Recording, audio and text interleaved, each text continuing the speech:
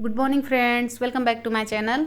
तो फ्रेंड्स, आज मैं चित्रक के प्लांट के बारे में आप लोग से केयर टिप्स शेयर करूंगी, क्योंकि रेनी सीजन आ रहे हैं और इस समय हमारा जो प्लांट है वो बहुत अच्छे से फ्लावरिंग करता है रेनी सीजन में। तो आज इसी की केयर टिप्स शेयर करूंगी।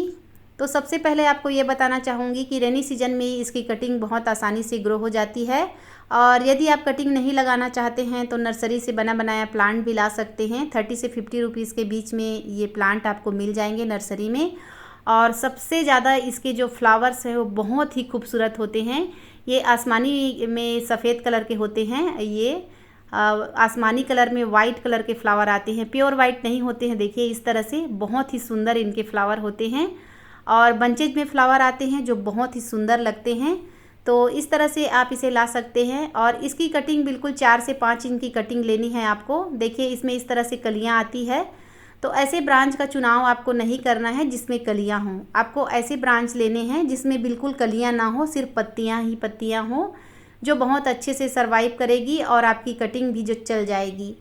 तो सबसे पहले मैं बताना चाहूँगी कि इसकी मिट्टी हम किस तरह से तैयार करें, कैसे जगह पर प्लेस रखें, और किस तरह के फर्टिलाइज़र दें जिससे कि ये बहुत अच्छे से फ्लावरिंग करे। तो देखिए फ्रेंड्स, इस तरह से जो आपके जो फ्लावर सूख जाते हैं किसी भी प्लांट के, तो उनको कट करके हटाना बहुत ज़रूरी होता है, और थोड़ा नीचे तक का ब्रांच कट कर दीजिए जिससे कि आपका प्लांट बूसी होगा। तो इसके लिए मिट्टी मैंने जिस तरह से तैयार की है वही आप लोग से शेयर करूंगी। तो मैंने इसके लिए एक भाग गार्डन की मिट्टी, एक भाग मैंने लिया था कोकोपीट, क्योंकि उस समय मेरे पास राइस हस्क ख़त्म हो गए थे, और एक भाग सेंड। तो सेंड मिलाना बहुत ही ज़रूरी है, और ख़ासकर जब रेनी सीजन में हम कोई प्लांट लगाते हैं तो सेंड का मिलाना बहुत ज़्यादा ज़रूरी होता है। और गमले में भी यदि हम प्लांट लगाते हैं तो सेंड आप ज़रूर मिलाइए। राइस हस्क भी ले लीजिए, धान की जो भूसी आती है वो भी आप एक भाग मिला सकते हैं, और एक भाग वर्मी कंपोस्ट हो, चाहे गोबर की खाद हो, चाहे किचन वेस्ट कंपोस्ट हो, और एक मुट्ठी नीम खली, एक चम्मच एप्सम सॉल्ट, एक चम्मच फंगीसाइड पाउडर। इस तरह से मैंने इसकी मिट्टी तैयार की थी। आप चाहें तो NPK 1919 का भी इस्तेमाल कर सकते हैं, या DAP का भी इस्तेमाल कर सकते हैं। तो मैंने तो दोनों का इस्तेमाल नहीं किया था। केमिकल अगर यूज़ नहीं करना है तो आप NPK 1919 और DP का इस्तेमाल ना करें। इस तरह से मिट्टी बनाएं, और इसके बाद इसे आप कैसे जगह पर रखें। तो देखिए फ्रेंड्स, मैंने इसे बिल्कुल फुल सनलाइट में रखा है, और हमेशा से ये फुल लाइट में ही रखा हुआ था, और रेनी सीजन में बहुत अच्छे से फ्लावरिंग करता है। बंचेज में फ्लावर आते हैं तो इसे हमें फर्टिलाइज़र भी अच्छे से देने पड़ेंगे।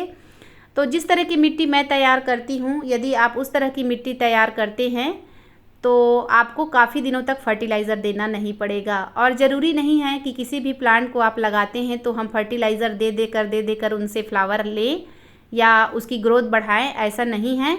यदि आप वाटरिंग का विशेष अगर ध्यान देते हैं, सिर्फ पानी का, कि समय समय पर यदि आप उसको पानी देते हैं और जब उसको ज़रूरत पड़ती है तभी आप इसको फर्टिलाइज़र दीजिए। नहीं तो ज़्यादा फर्टिलाइज़र देने की वजह से कई प्लांट ख़राब भी हो जाते हैं। तो ये तो हो गई मिट्टी के बारे में। और कैसी जगह पर रखना है, तो फुल सनलाइट में रखिए आप इसको। और इसको कौन सा फर्टिलाइज़र देना चाहिए तो मैं बताना चाहूँगी आपको। मैं वर्मी कंपोस्ट देती हूँ महीने में एक बार, चाहे गोबर की खाद हो, चाहे किचन वेस्ट कंपोस्ट हो, और सीवीड ग्रेनुअल जो आता है उसे आप पाउडर फॉर्म में भी दे सकते हैं, या फिर ऐसे भी 1 चम्मच गमले में डालकर, यदि बड़ा गमला है तो जो 2 चम्मच डालकर गुड़ाई कर दीजिए। और जब आपके यहाँ मौसम थोड़ा अच्छा लगता है तो गमले की मिट्टी ज़रूर गुड़ाई कीजिए, जिससे कि प्लांट को हवा भी अच्छे से इनकी रूट्स को मिलेगी। और बनाना पील्स का जो पाउडर फॉर्म में आता है फर्टिलाइज़र, उसका भी इस्तेमाल कर सकते हैं। NPK 1919 का भी इस्तेमाल आप चाहें तो, केमिकल में जाना चाहेंगे तो केमिकल का भी इस्तेमाल आप कर सकते हैं, और आप अपने प्लांट में ज़्यादा से ज़्यादा फ्लावरिंग ले सकते हैं। तो इस तरह से मैं फर्टिलाइज़र देती हूँ, और मैं हमेशा यही कोशिश करती हूँ कि मैं वर्मी कंपोस्ट ही ज़्यादा यूज़ करती हूँ। उसका रिज़ल्ट भी मुझे काफ़ी अच्छा मिलता है। लेकिन आपके यहाँ जैसा भी फर्टिलाइज़र मैंने जो जो बताए हैं उनमें से जो भी अवेलेबल हो वो आप लीजिए और इसमें अप्लाई कीजिए। तो मात्रा भी मैंने बता दी है। छोटा गमला है तो आप वर्मी कंपोस्ट डालते हैं तो 1 मुट्ठी, बड़ा गमला है तो 2 मुट्ठी डाल लीजिए, और इस तरह से इसमें आप फर्टिलाइज़र दीजिए।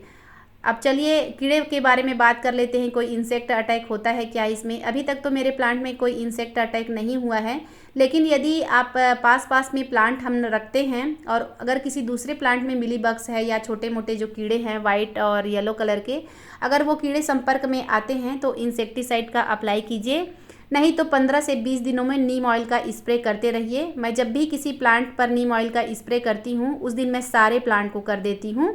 तो 15 दिनों में आप नीम ऑयल का स्प्रे कीजिए, जिससे कि कोई कीड़े इंसेक्ट अटैक नहीं होंगे और बहुत अच्छे से आपका प्लांट सरवाइव भी करेगा। तो इस तरह से इंसेक्ट अटैक होने पर आप इंसेक्टिसाइड अप्लाई कीजिए। और देखिए, कई सब्सक्राइबर ने मुझसे पूछा था कि मेरे गार्डन की जो प्लांट है उनकी पत्तियां इतनी हरी भरी कैसी है। तो उसका कारण मैं बताऊंगी कि पानी, कोई और भी मैंने ऐसा कोई फर्टिलाइज़र नहीं दिया है। हाँ, जो प्लांट की पत्तियां बिल्कुल येलो हो गई थी उन पर मैंने फर्टिलाइज़र इस्तेमाल किया है, उस पर मैंने एप्सम सॉल्ट का स्प्रे भी किया है और गमले में भी डाला है।